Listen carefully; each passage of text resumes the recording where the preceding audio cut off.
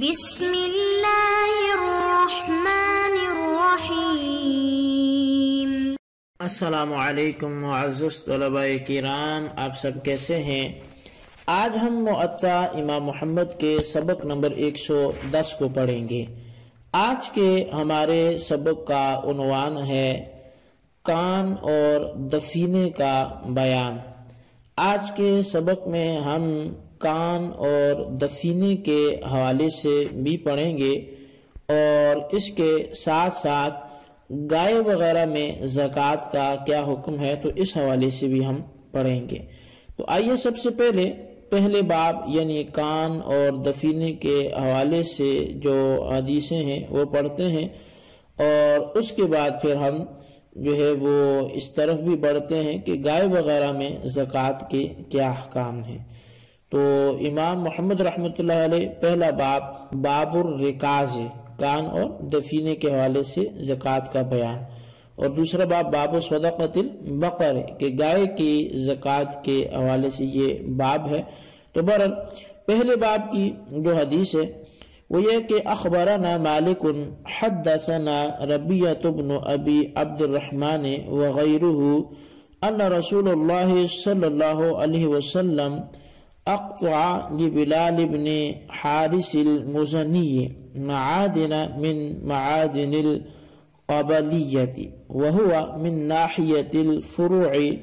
فتلك المعادن الى اليوم لا يؤخذ منها الا الزکاۃ۔ امام محمد رحمۃ اللہ علیہ بیان کرتے ہیں کہ ہمیں امام مالک نے خبر دی کہ ہمیں ربیعہ بن ابو عبد الرحمن نے بتایا کہ رسول اکرم صلی اللہ علیہ وسلم نے حضرت بلال بن حارث مزنی رضی اللہ تعالیٰ عنہ کے لیے فرع کے میدان میں ہیں یا ان کی جو کانیں ہیں ان کی ایک کان بطور جاگیر کے عطا فرمائی۔ اس کان سے آج تک صرف زکوٰۃ ہی وصول کی جاتی رہی۔ قال محمد الحدیث المعروف عن النبی صلی اللہ علیہ وسلم قال فی الرکاز الخمس قیل یا رسول اللہ وما الرکاز قال المال الذي خلقه الله تعالى في الأرض يوم خلق السماوات والأرض في هذه المعادن ففيها الخمس وهو قول أبي حنيفة رحمة الله عليه والعامة من فقهائنا۔ امام محمد رحمۃ اللہ علیہ کہتے ہیں کہ نبی علیہ السلام سے حدیث مشہور ہے، انہوں نے فرمایا کہ رکاز پر خمس ہیں۔ عرض کیا گیا یا رسول اللہ رکاز ہوتا کیا ہے؟ تو فرمایا کہ وہ مال جسے اللہ تعالی نے زمین میں چھپا دیا ہو، جب سے زمین و آسمان کو پیدا کیا، یعنی کانے ان میں جو ہے وہ خمس کا حکم ہوگا، اور یہی امام اعظم امام ابو حنیفہ رحمۃ اللہ علیہ اور ہمارے عام فقہائے احناف کا قول ہے۔ قال بلکہ اب اس پر یہ باب کی جو احادیث اور اس پر امام محمد کا تبصرہ وہ تو پورا ہوا، لیکن حضرت امام شافعی رحمۃ اللہ علیہ کے حوالے سے رکاز اور معدن میں جو ہے وہ ان کا فرق موجود ہے، یعنی امام شافعی رحمۃ اللہ علیہ رکاز اور جو کان وغیرہ ہے اس میں فرق وہ کرتے ہیں۔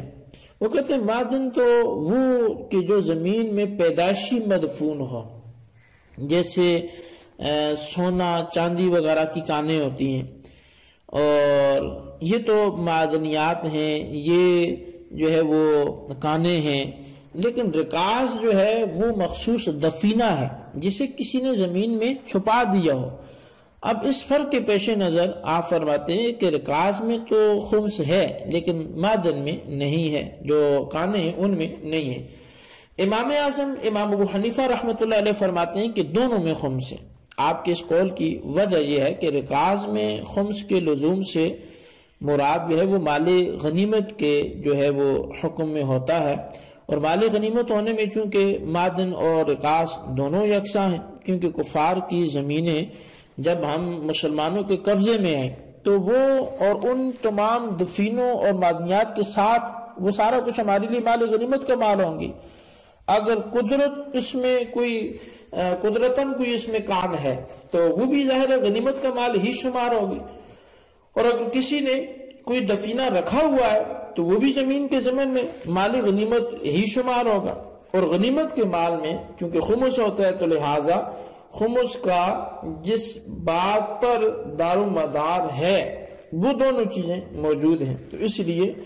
دونوں کا خمس جو ہے وہ لیا جائے گا۔ تو بہر صورت امام اعظم امام ابو حنیفہ رحمۃ اللہ علیہ کا جو قول ہے وہی راجح ہے، کیونکہ نتیجہ ہی یہی نکلتا ہے کہ زمین اور اس کی چھپی ہر چیز میں خمس واجب ہے، کیونکہ وہ مال غنیمت ہے اور مال غنیمت میں خمس واجب ہوتا ہے۔ تو لہٰذا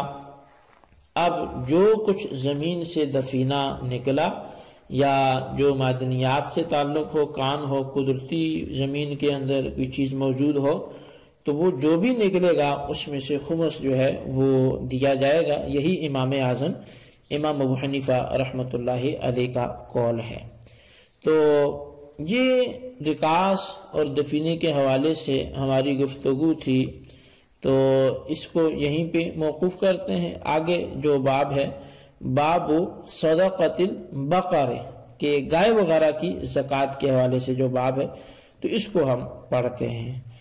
امام محمد لکھتے ہیں کہ اخبرنا مالک اخبرنا حمید بن قیس عن طاووس عن رسول اللہ صلی اللہ علیہ وسلم بعث معاذ بن الجبل الى اليمن فامر ان ياخذ من كل 30 بقرة تبيعا ومن كل 40 مسنة فأوتي بما دون ذلك فأبى أن يأخذ منه شيئا وقال لم أسمع فيه من رسول الله صلى الله عليه وسلم شيئا حتى أرجع إليه فتوفي رسول الله صلى الله عليه وسلم قبل أن يخدم معاذ۔ امام محمد فرماتے ہیں کہ امام مالک نے ہمیں یہ حدیث بتائی اور انہیں حمید بن قیس نے حضرت طاووس سے خبر دی کہ رسول اللہ صلی اللہ علیہ وسلم نے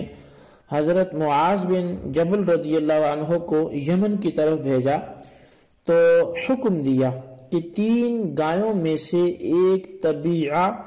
زکوٰۃ لینا اور 40 پر سے ایک مسنہ یہ زکوٰۃ لینا۔ آپ کے پاس اس نصاب سے کم کی بھی زکوٰۃ لائی گئی تو آپ نے لینے سے انکار کر دیا اور فرمایا کہ اس بارے میں نے رسول اللہ صلی اللہ علیہ وسلم سے کچھ نہیں سنا، تو واپس جا کر دریافت کروں گا۔ اور ان کے حاضر ہونے سے قبل ہی نبی علیہ الصلوۃ والسلام وصال فرما چکے تھے۔ قال محمد وبهذا نأخذ ليس في أقل من 30 من البقر زكاة فإذا كانت 30 ففيها تبيع أو تبيعة والتبيع الجزع الحولي إلى 40 فإذا بلغت 40 ففيها مسنة وهو قول أبي حنيفة رحمة الله عليه والعامة۔ امام محمد رحمۃ اللہ علیہ کہتے ہیں کہ ہمارا یہ مذہب ہے کہ 30 سے کم گایوں پر زکوٰۃ نہیں ہے۔ جب 30 ہو جائیں تو ان میں سے ایک نر یا مادہ 1 سال عمر کا 40 تک جو ہے وہ زکوٰۃ ہے، اور 40 ہو جائیں تو ان میں پھر 2 سالہ نر یا مادہ۔ اور یہی قول امام اعظم امام ابو حنیفہ رحمۃ اللہ علیہ کا بھی ہے اور عام فقہاء کرام کا بھی یہی کہنا ہے۔ اچھا، اب اس روایت میں اگرچہ لفظ بقرہ آیا ہے لیکن اس سے مراد گائے، بیل، بھینس، بھینسا یہ سبھی ہیں، اور اس کی تفصیل جو ہے وہ کتب فقہ میں موجود ہے کہ ان 4 پایوں کی زکوٰۃ کے لیے نصاب جو ہے وہ اس کے مقررہ نصاب کے ساتھ ساتھ ان کا سائمہ ہونا بھی شرط ہے، یعنی سال کا اکثر ایسا یہ جانور چر کر گزارا کرتے ہوں۔ ان کی زکوٰۃ میں نر اور مادہ دونوں میں سے کوئی ایک دینا بھی جائز ہے، لیکن اونٹ کی زکوٰۃ میں صرف مؤنث ہی زکوٰۃ کے طور پہ لی جاتی ہے۔ گائے، بھینس وغیرہ میں مادہ سے دودھ اور نر سے کھیتی باڑی کا کام لیا جاتا ہے۔ اونٹ نر ہو تو کھیتی باڑی نہیں ہو سکتی، اور مادہ سے آگے نسل چلائی جو ہے وہ جا سکتی ہے، لہٰذا مفاد مختلف ہونے سے کچھ فرق ہے، تو ائمہ کا اس بارے میں کوئی اختلاف بھی نہیں ہے، تو لہٰذا یہ آپ نے ذہن میں رکھنا ہے کہ اونٹ کی زکوٰۃ میں صرف مونسی زکوٰۃ کے طور پہ لی جائے گی، جبکہ جو گائے ہے، بھینس ہے یا بیل ہے، بھینسا ہے، تو ان میں نر اور مادہ دونوں میں سے کوئی ایک بھی زکوٰۃ کے طور پر دینا وہ جائز ہے۔ اور بھینس اور بھینسے کے حوالے سے کہ ان کی قربانی ہو یا ان کی زکوٰۃ ہو تو اس کا حکم جو ہے وہ گائے جیسا ہوتا ہے، اور اس حوالے سے کتب فقہ میں جو ہے وہ تفصیل موجود ہے، اور وہی اس حوالے سے رجوع کیا جا سکتا ہے کہ بھینس جو ہے یہ گائے میں شامل ہے یا نہیں ہے، چونکہ اس کو لے کر بھی کچھ لوگ اختلاف رکھتے ہیں قربانی کے دنوں میں، تو خیر یہ ہمارا موضوع نہیں ہے، اس لیے کتب فقہ کی طرف آپ اسے رجوع کر کے رہنمائی لے سکتے ہیں کہ بھینس کا جو حکم ہے وہ گائے والا ہی ہے۔ تو بہرحال یہ ہمارا آج کا سبق تھا، اس کو آپ اچھی طرح سمجھیں، اس کو خلاصے کو اپنے رجسٹر پر لکھیں۔ اللہ تعالیٰ سے دعا کرتے جو ہم نے پڑھا سنا اسے یاد رکھنے کی توفیق نصیب فرمائے، آمین بجاہ النبی الامین صلی اللہ علیہ وسلم۔